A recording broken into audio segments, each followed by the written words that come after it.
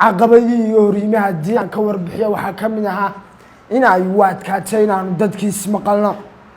waa maskaxmaal da'yar oo ay ku xiran yihiin caqabado ay ka mid yihiin maqalka dhagihiisu, balse waa madaale ay ka go'an tahay inuu gaadho halka uu rabo. waxa uu hirgeliyey ganacsi ku shaqaynaya hab online ah kaasi oo ugu magac daray Deafboy Online Market. shirkadda Deafboy Online waxa weeye suuq ku shaqaynaya qaab online ah oo qofku isagoo jooga goobtiisa shaqo magaaladiisa ama gurigiisa uu wax iibsan karo kadibna uu ku heli karo barta uu joogo alaabtu iibsaday. maxay yihiin caqabadaha ugu culus ee uu wajaho Cabdiraxmaan Yare? caqabadii iyo horiimaha haddii aan ka warbixiyo waxaa ka mid ahaa in ay u adkaatay inaanu dadkiis maqalno, maadaama dadkii ay kolku soo garaacayaan. markii aan aasaasay suuqana aan ahaa keliyay oo aan cid kale u helin. sidoo kale waxaa ka mid ahayd caqabadaha sidii aan u gaarsiin lahaa dalabkayga qofka maadaama aanan haysan wax gaadiid ah. caqabadaas oo ah ta ilaa maanta ay haysata. sidoo kale waxaa ka mid ahayd sidii aan dadka uga dhaadhicin lahaa inuu yahay suuqani mid la aamini karo 100%. taas oo ahayd caqabada weyn. waxa aan xoogga saaray sidii aan u kasban lahaa macaamiil aad iyo aad ugu kalsoon, sidii aan uga dhaadhicin lahaa inuu ganacsiga uu yahay mid aamin ah oo la isku halayn karo 100%. sidoo kale caqabadaha waxaa ka mid ahayd qalabkaan ku shaqeynayo in aanu dhammaystirnayn, sidoo kale in aanan haysan jirin wax xafiis ah ama goob laygu soo hagaago oo ay dadku igu soo buuqdaan.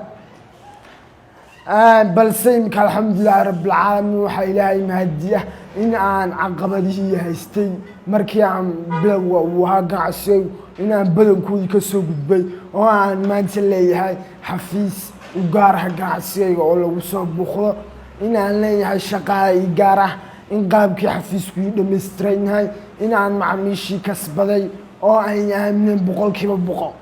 Cabdiraxmaan muxuu ku doortay inuu ganacsigiisa u bixiyo Deafboy ama wiilka dhagoolka? magaca Deafboy Online Market oo haddii aynu macnayno noqonaya wiilka dhagoolka. Deafboy waxa weeye macnaheedu wiil dhagool ah. sababta aan u qaatay magacaas ayaa waxay tahay in maanta waqti xaadirkan aynu joogno bulshada Soomaaliyeed guud ahaan dadka maqalka naafada ka ahi aanay lahayn wax miisaan ah. tusaale ahaan maaha qof lagu yirto sida abwaan, ganacsade, siyaasi ama qof saameyn ku leh bulshada dhexdeeda. sidaa darteed sababta aan magaca u qaatay ayaa waxa ay tahay in aan tusaale u noqdo dhalinyarta maanta iyo beriba ee dhagoolayaasha ah si ay ugu yirtaan oo ay ugu daydaan. Cabdiraxmaan miyuu ku dhashay dhagala'aanta? isaga ayaanu hordhignay weydiintaasi.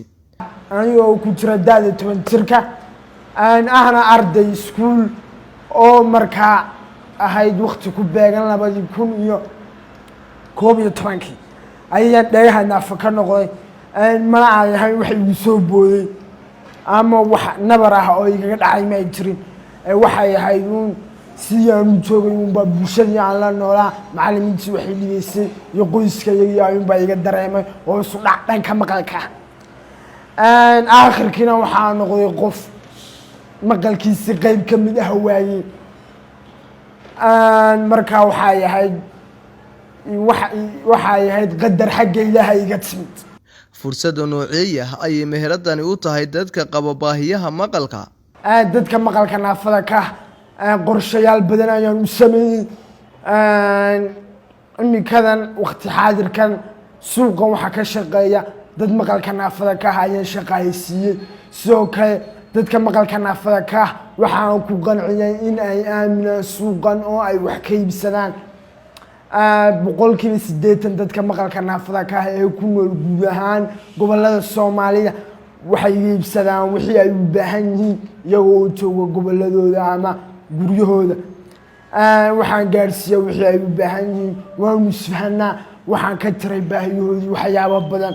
tusaale ahaan dadka baahiyaha gaarka ah qaba ee maqalka naafada ka caqabada ayaa ka haysatay inay suuqa galaan wax soo iibsadaan oo ay qofkii wax ka iibinayaan isfahmaan. anigu waxaan u fududeeyey in iyagu gurigoodii jooga ay iibsadaan waxa iyo wixii ay u baxnaayeen iyagoo uu ka iibsanayo qof iyaga oo ka ah oo ay isfahmi karaan. Cabdiraxmaan ma isku dayay inuu ganacsigiisa u raadiyo maalgelin maadaama inta badan ganacsiyada yaryar ay ku tiirsan yihiin maalgelinta? horta way jiraan shirkado badan oo aan maalgelin weydiistay. maamulka shirkadda Dahabshiil ayaa warqad codsi u qoray maalgelin ah, laakiin waxa ay suurtageli weyday in warqadda ciddii aan ku socodsiiyo maamulka in ay warqadii gaari weydo, sidaana waxa igaga fashilmay codsigayga. Cabdiraxmaan haddii uu heli lahaa garab istaag ama taageero muxuu ganacsigiisa ku dari lahaa? waxaa horta cid kasta oo caawimo ii fidinaysa si waaltinimo iyo si ay ku jirto dadnimo waan soo dhaweynaya. horta waxaan jeclaan lahaa in layga caawiyo dhanka gaadiidka. waxa gaadiid ah ma ihi sida mootooyin oo kale oo waxay u adag in aan gaarsiiyo qofkii wax iga soo dalbaday in aan alaabtii u baahnaa aan gaarsiiyo ayaa u adag oo iminka waxaan la raacnaa basaska. Cabdiraxmaan Yare sidee ayuu isugu haleelaa wax iibinta ganacsigiisa iyo waliba waxbarashadiisa? muxuuse yahay qorshihiisa xigaa? horta nin tuur leh tab uu saxay isagaa yaqaan. labadaa waxaan isu wadaa horta mid waa waxbarasho, iyada waxbarashada dhankeedii baan ka wadaa, halkan ganacsigana dhankiisii baan ka wadaa. markaa labadaba horta si kastoo ay igu suurta gashay aniga way ii suurta gashay in aan isku wado oo aan isku daadaheeyo. waxaan bartaa kulliyadda social science-ka gaar ahaan social work oo waxaan doonayaa in aan noqdo samafale dadka caawiya oo dadka u gargaara bulshada baahiya bulshada wax badan ka qabta mustaqbalka dhow.